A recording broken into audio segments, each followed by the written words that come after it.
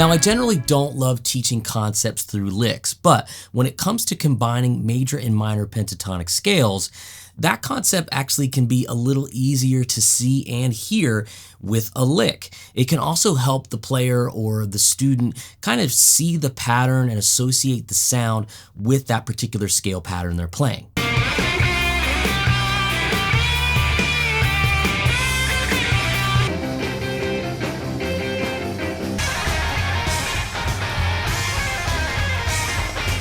So when players like Angus or Brian Setzer or Chuck Berry, who's like the godfather of this, when they create lines, they're often toggling back and forth between ideas that come from both the major and minor pentatonic scales. So to hammer home this point a little bit more, I thought I would give us 2 licks in this video that we could learn and just kind of start to experiment with this concept if we haven't already. So this first one here is kind of Stonesy, kind of Keith Richards inspired, but has some really cool stuff going on. And the second one will be a really fun, probably say Setzer influenced rockabilly lick. So let's check it out.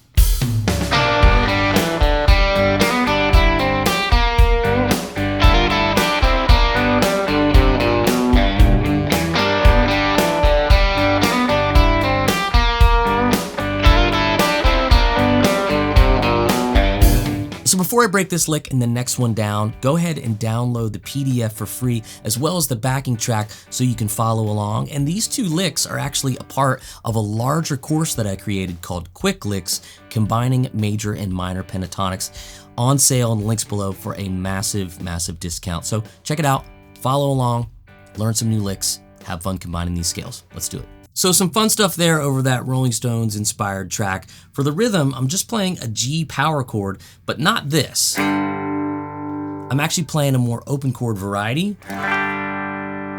which is just gonna give me a G on the bottom, then a 5th string muted, and then 4th string and 3rd open. That's D and G, and then D and G again on the top 2 strings. So you can get that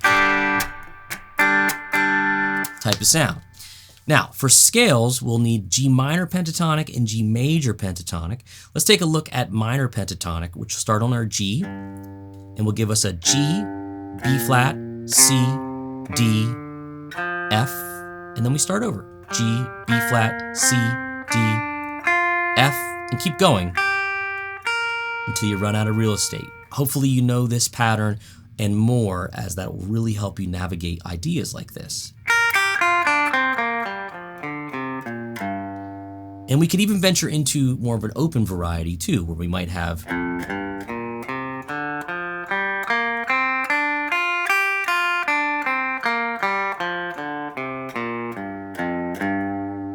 okay, so that is a G minor pentatonic using open strings. We'll have a little bit of that. Now we're also going to need a G major pentatonic sound here to give us a G, an A, a B, a D, and an E. To repeat that up the octave, G, A, B, D, E, G, and then A.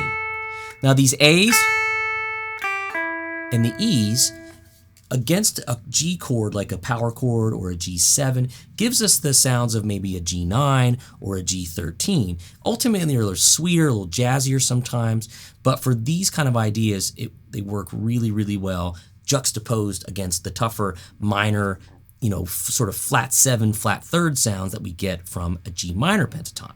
So when I start the lick, I'm really still in that G chord position, and I'm gonna take my 2nd finger and play this bend on the 3rd string, B flat, G minor pentatonic, bend up and release, and if we catch that 2nd string, that's okay, we can do that too. From there, I'm gonna play a more major sounding idea, which is E, D, G. So I go from a minor sound to a major sound.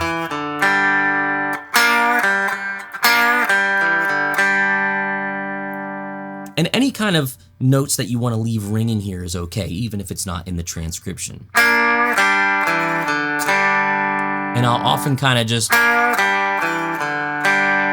play either the 3rd string open or just swing away and strike the chord.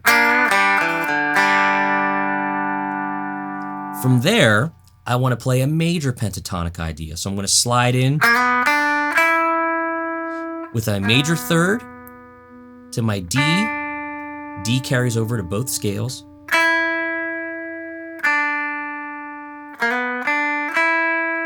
So I have B, D, E, very major pentatonic. Immediately shift to a minor pentatonic. And that's a little string skip idea where I play a C, because I'm seeing minor pentatonic now, up to a G, first string, third string, little quarter step bend. Now that sounds weird disjointed like that, but if I go, that's the back end of measure 2 into measure 3. That's a cool little idea right there. So from that point, we have 3, 4. You can play that over a shuffle. That's it, yeah. Or go back to the major third. You can be really subtle and have some really great sounds. That's what this is all about. Now in measure 4, we're gonna do the classic sort of Chuck Berry, T-Bone Walker stuff. That sort of idea. So it starts minor with a B flat and an F. Move it down a half step, keep that double stop barred with the same finger. For an A and an E, there's our 9th and 13th. Once I get here, I'm gonna be playing root and 5th. So we have all of the notes. Now we're gonna go there. 5th fret, we're gonna bar, this is true combination here because we have a C, minor pentatonic, and then we have an E, major pentatonic. And then we're gonna do our hammer on, where we hammer from the D and B flat, minor pentatonic, to the B, major pentatonic. So it's all coming together there. We're starting to almost pass it back and forth almost every other time. From there, we're just gonna go here, and we're gonna play G, D, both scales, C, minor pentatonic, B flat, minor pentatonic, slide into B, and then land a G.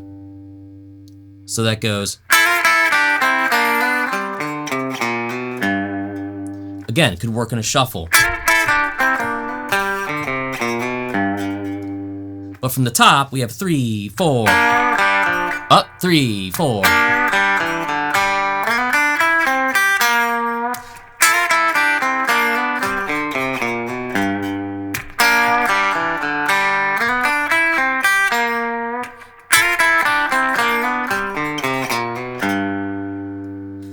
Again, like I was manipulating them against a little shuffle rhythm, take these little bits and pieces, that little idea, that idea,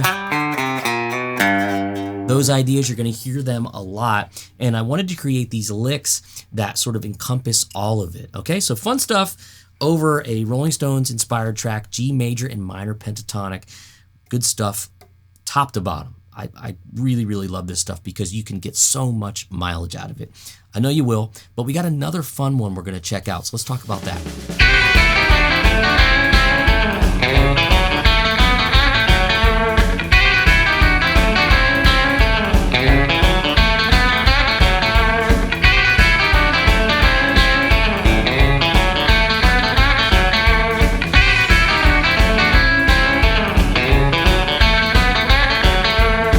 So some fun rockabilly stuff right there over that track, and rockabilly's kind of tailor-made for this kind of playing. You know, again, I want to stress that seeing the major and minor pentatonic scales and how to pull notes from them is just one way to think about it. Again, other guitar players and musicians will say, well, it's Mixolydian, or we're going to take particular scale and chord tones, you know, to achieve the sounds you're getting. That's also fine and valid. This is just another system to, you know, get our point across as guitar players and see what we can do with the tools that we have, okay? There's always more than one right answer in music or one direction to your destination, okay? So all I'm playing is just an A5, A6 good old rock and roll rhythm. that kind of thing. So it's just over one chord, and again, I feel like that's a good way to kind of practice licks to get them under your belt, or in this case, to really understand the concept, right? So, reminder, we need an A minor pentatonic scale. Just take what you did for G, move it up a whole step.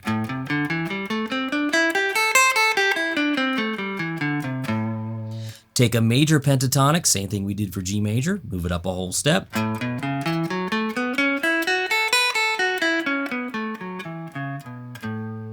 We're gonna need part of a major pentatonic here as well, which also looks like F sharp minor pentatonic. Yes, major and minor relatives, another important thing that you should really have a handle on when incorporating this kind of stuff. We're not gonna go into that now, but I will in the course.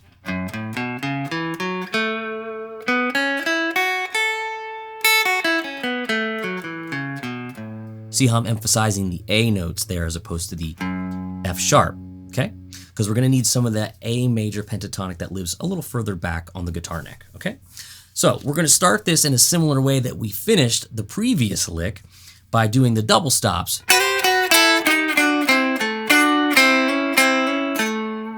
That's the first two measures. So we do that double stop on the second and first strings, and think minor.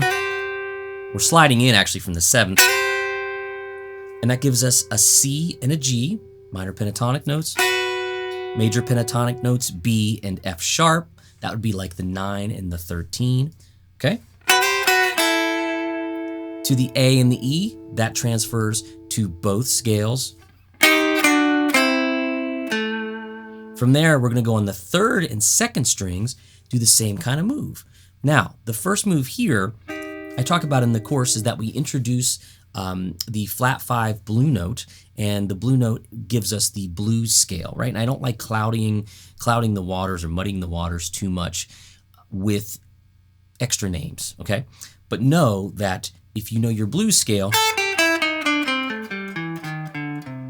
or the flat 5 note in a minor pentatonic, you can use that as well, and that's what we're doing here. It's good enough for Chuck Berry, good enough for us.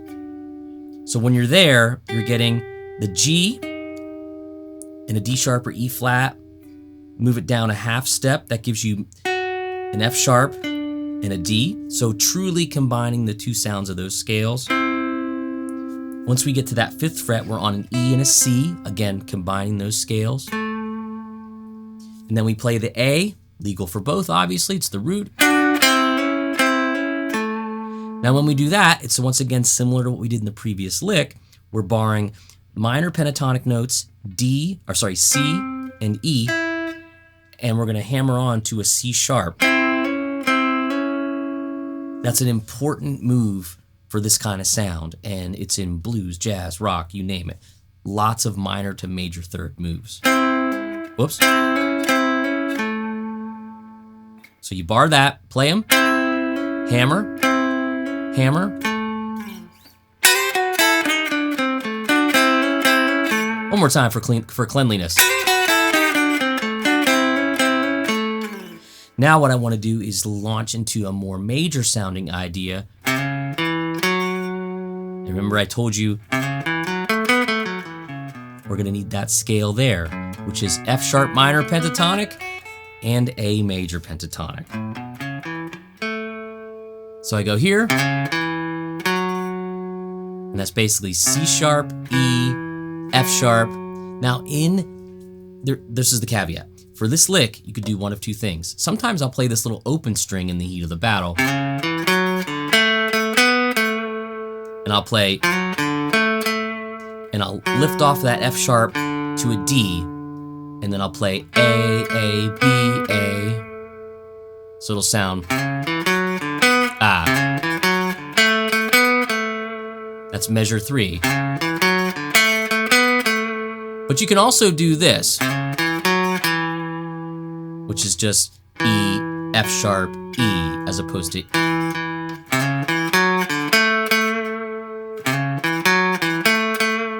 either one is fine. You know, take whatever you will from any of these licks and make them your own, okay? So measure 3.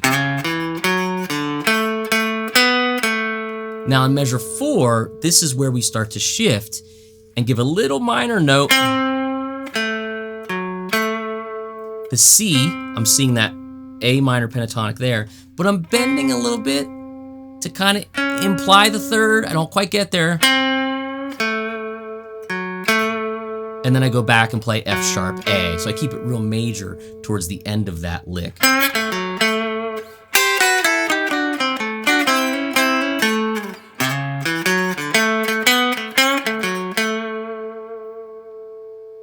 Again, play it in a shuffle.